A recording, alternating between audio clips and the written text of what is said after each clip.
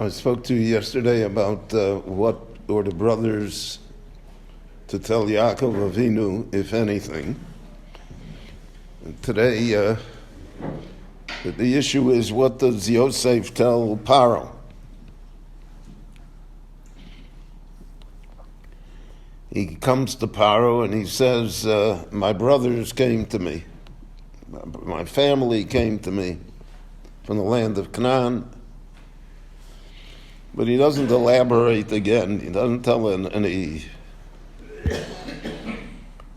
Pharaoh wants to interview them.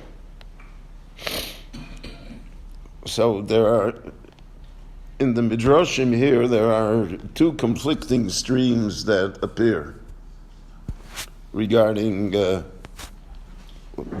Pharaoh's attitude and their attitude towards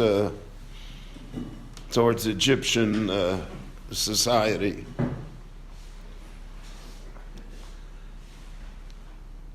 So Yosef brings to Pharaoh 5 of his brothers,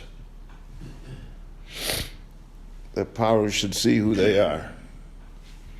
So Rashi quotes both streams in the Medrash. One stream in the Medrash is that he brought the strongest, the most impressive.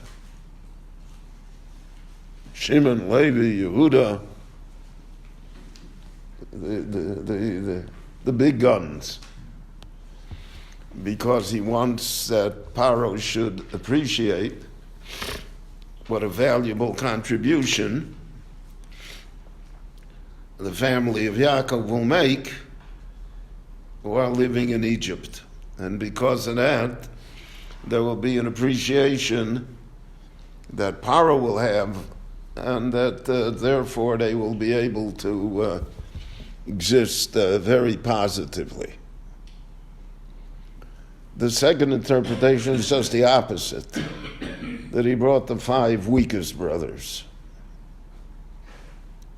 the ones who would not make an impression, because he wanted that Pharaoh would say, who needs these guys? I can't do anything with them. So therefore, you take care of them, let them live on the Lower East Side, whatever, just don't bother me with them. So those are two conflicting views in the Medrash, and they are conflicting viewpoints regarding not just the exile of Mitzrayim, which is the first of our exiles, but they are conflicting as to the Jewish attitude towards all exiles where they would find themselves in later centuries. They come to a country. Are they there to build up the country? To be at the forefront, so to speak, of progress in that country? Or are they to be unto themselves and not having much to do with society, staying away, not making themselves that visible to the general society? So that is the issue that the Medrash poses here. The Medrash naturally addresses it in the narrative regarding Yosef and his brothers, but the Medrash is dealing here with important concepts that extend far beyond the narrative of Yosef and his brothers. And we see that in the long history of the Jewish people, both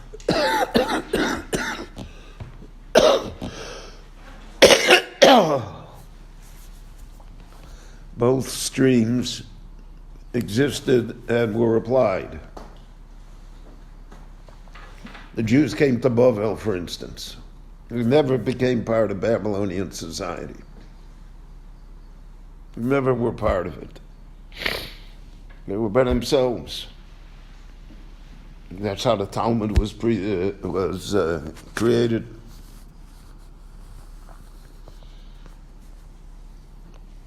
So, so to speak, that represented the idea that he brought the weaker brothers. Because pharaoh will say, Achecha bo'u eilecha. Pharaoh said, they came to you, they didn't come to me, I don't need them. That's what the pasuk says. Yeshvu no be'eretz Goshen. There, they, put them in Brooklyn. We don't need them here. And that was the Jewish attitude in Bavel. And the Jews were in Bavel a long time, till 1948, 49. They never had anything to do. They weren't part of Iraq. They weren't part of any of this. Now, there were Jews that did attain high office, Bustanoi and others, but that was mainly with the Persians. It was not with Bavel itself. Then, Jews come to Spain. There it's a completely different story. There the Jews are the backbone of Spanish society. Shmuel Anogid was a general in the Spanish army.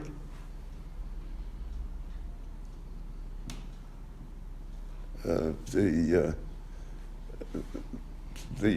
Jews were the economy. They rose to high office. They always were part of the government, whether the government was Muslim or Christian.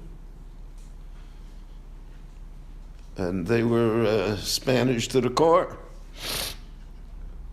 And they helped build Spain into, at one time, the largest empire in the world. But because of that, because they were so public, and because they were so successful, and because they were so enmeshed in the general Spanish society, so a reaction set in. And the reaction ended up in their being exiled from Spain completely. And those that remained in Spain were forced to convert. So you have a completely different story of an exile, because here they saw the best Jews, the ones that could help them the most. Like the Jews when they came to Poland, for instance, the Jews were not interested in building Poland into a major country. That's true in Lithuania. And a lot of it had to do with the anti-Semitism of the society. But when the Jews came to Western countries, so then they immediately integrated and attempted, Disraeli becomes prime minister in the United Kingdom. And Disraeli is the one that built the British Empire. And the Jews were the best for the British. And in Germany also the Jews were completely integrated. And yet we see that somehow, whichever side you take here, whether you bring the best or you bring the weakest, it doesn't make that, in the end of the day, it doesn't make that much of a difference. The pharaoh will always say, it's always your problem, I don't want anything to do with them. And these midrashim therefore point out to us, so to speak, the hashgacha of Jewish history.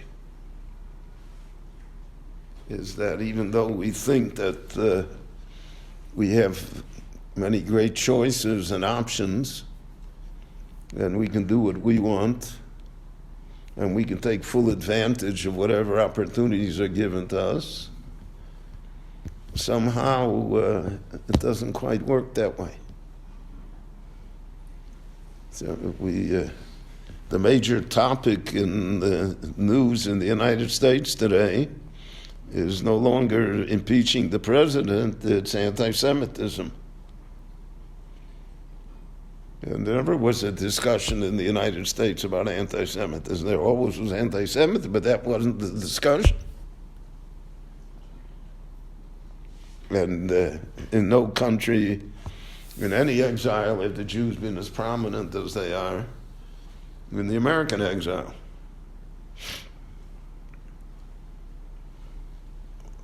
So the ideas that Yosef has to face are not limited to Yosef, but that they play themselves out through all of the centuries and all of the events and all of the societies. Yosef purposely puts them in Goshen and separates them. So there also are two midrashim. One medrash is he does it because he wants them to remain Jews. And to remain Jewish, you need a Jewish infrastructure. And if you're living in Idaho or Montana, it's hard. Yeah, because you need a critical mass. The other medrash is that he put him there because of the fact that that was a fertile land that was undeveloped, and he knew if he put him there, the Jews would make something out of Eretz Goshen. It would be an exemplary place. You'd be able to see it. And therefore, the Egyptians would appreciate it, and that the Jews would be able to live well in Egypt. So for the first 100 years, it worked. And then for the last 80 years, it didn't work. So all of this leaves us with a fair amount of perplexement as to what is the correct course. And it could be that there is no one course that is more correct than any other course. And that's the symphony, the drama of Jewish history that plays out before us.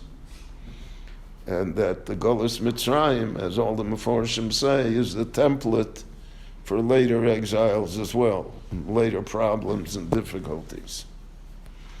So all of that has to be seen here in how Yosef presents his brothers, and Pharaoh's reaction, and their reaction to Pharaoh.